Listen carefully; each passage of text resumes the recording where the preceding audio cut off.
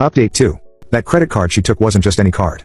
It was a business card tied directly to my IT consulting side hustle, the one I'd been quietly building for 2 years. And it had security measures Claire couldn't possibly understand. The moment she tapped it for the first-class tickets, I got an alert, not just from the bank, from my own tracking system. In other words, I already had everything I needed. She didn't apologize. She didn't explain. Dad still wouldn't let it go. He popped by every other day to check on her, which really meant to glare at me like I was the villain for being cold to my poor sister. That Friday, I decided I was done. So, I set the stage. I told Claire I'd ordered takeout for all of us, her favorite sushi. Told her Dad should come too since we needed to clear the air.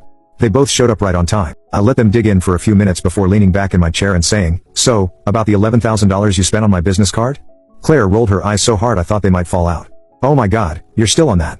I told you I didn't touch your money. Stop making up stories." Dad jumped in immediately.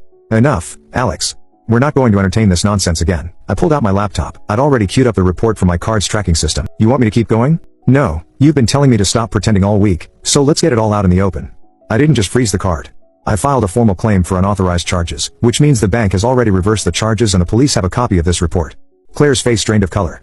You called the cops." Dad slammed his hand on the table. "Alex, this is family. We don't bring in the police over family disputes." I laughed. "Family? You mean the same family that has spent years placing a constant financial and emotional burden on me while defending her every screw-up? The same family that told me to stop pretending instead of believing me when I had evidence in my hand?"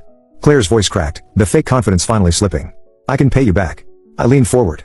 "No, you can't, because you don't have $11,000, and you won't.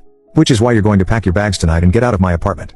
And you, Dad," I turned to him, locking eyes, "are not welcome here until you can admit what she did and apologize for siding against me. You're making a mistake. She's your sister."